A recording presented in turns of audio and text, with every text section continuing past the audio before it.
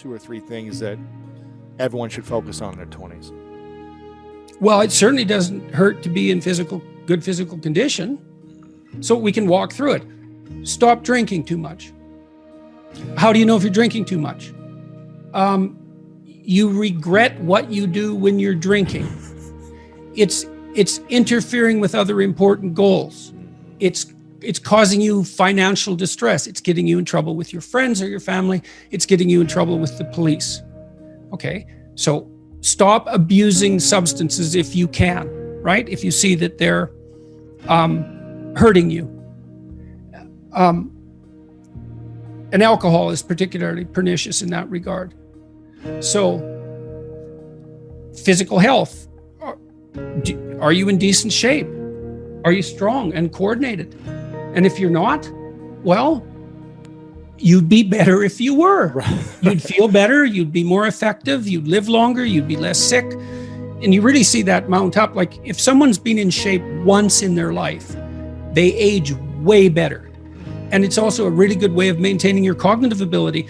Like, you hear about those exercises that you can do online to make you smarter and keep your cognitive ability intact. Yep. Those don't work. There's no evidence that they work. People keep saying that they make you smarter, or they maintain your cognitive function. Psychologists have studied that for 50 years, hoping that one of those things will work. Trying all sorts of creative tacks, they don't work. Exercise works. Cardiovascular and weightlifting, you start to decline in your fluid intelligence at about the age of 25. And it's a linear trend downhill, and it can accelerate as you get older. It's just like this, quite ugly. If you exercise, you stave that off. So that's really useful. Maintain your relationships and foster them. So when I look at successful people, they're really good at something. They're reliable, right? You can count on their word. They're generous, and they have a wide connection network, which becomes more and more valuable as you get older. Yeah. So it's one advantage that older people really have over younger people. They have a connection network, and a connection network is huge. Well,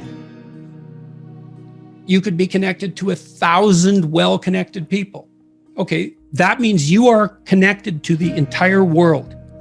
Right, it's unbelievably valuable. And that's one of the things that's so absolutely remarkable about the situation that I'm in right now. As far as one of the great benefits is I can contact pretty much anybody and they'll talk to me. It's like, really?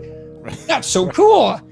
I'm interested in infrastructure for reasons I won't get into, but I'm interested in infrastructure development.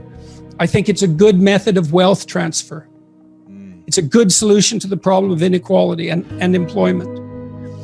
I reached out to a leading expert on infrastructure last week, to see if he'd talk to me. I thought, I don't know anything about infrastructure except that it's worn to a frazzle and we should do something about it. He agreed to talk. And having a connection network is of inestimable value. Reliability, generosity, you can work on both of those. Philosophical sophistication, it's very useful because it orients you properly. You have a sophisticated sense of the world. You find, for example, that doing things for other people is actually more rewarding than virtually anything else you can do. When you hear you should be of service to other people. Well, if you actually watch yourself, you pay attention to yourself and you do something that helps someone else and it genuinely helps them, I defy you to find another experience that is that satisfying. It's actually quite stunning how satisfying that is.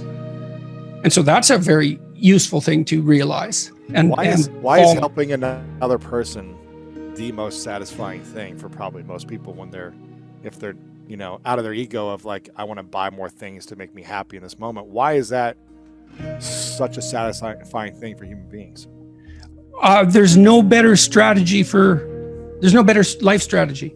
I mean, imagine, I could give you a quick sort of technical example. So imagine I take two people and I say, okay, I'm going to give you $100 and you have to give some of it to the person right beside you.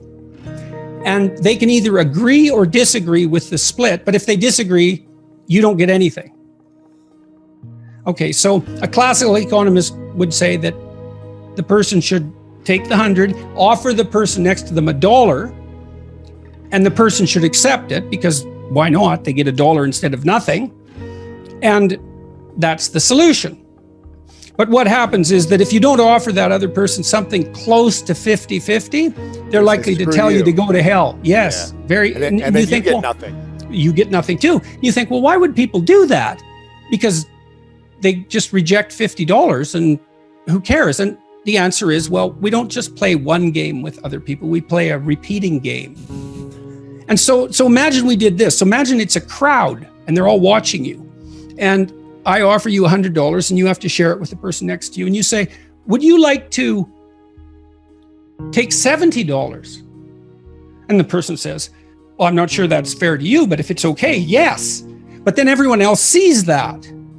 And now they all have an opportunity to pick who they're going to play with next.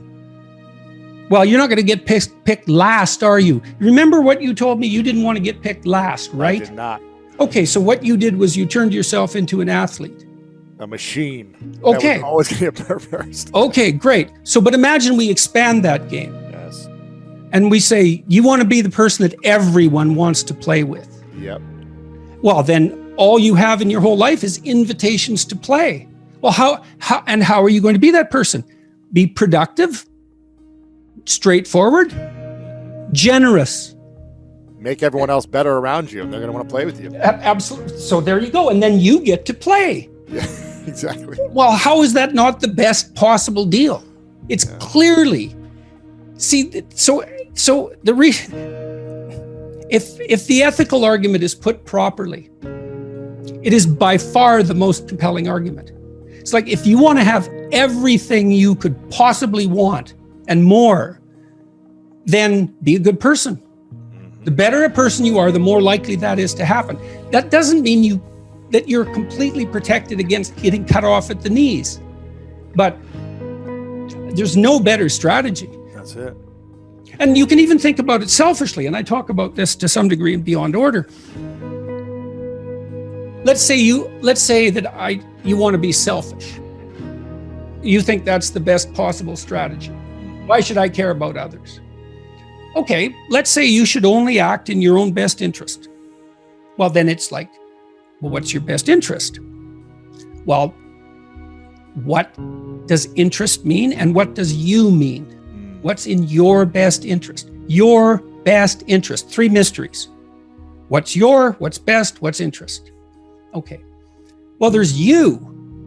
But you aren't just you right now. You're you, and you tomorrow, and you next week, and you next month, and you in 5 years, and you in 10 years, and you when you're a pensioner.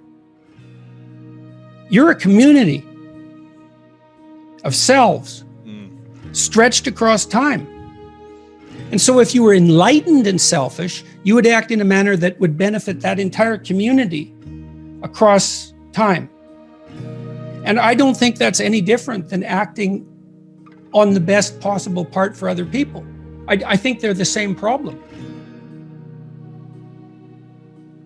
Jocko was telling me when we talked this week, he's this tough character, man. You know, and he could have, and I'm not telling tales out of school here, he could have been a criminal, no problem. And he knows that perfectly well. And I'm not saying that as a slur on his character, partly because I believe the Nietzschean dictum that a lot of morality is just cowardice. And whatever he might be, he's not a coward. And just because you obey the laws doesn't mean you're moral. It just might mean you're afraid. In any case, so the question is, well, what socialized this brute? Well, he was taught in the Navy SEALs. Yeah. Take care of your team. That's your fundamental purpose.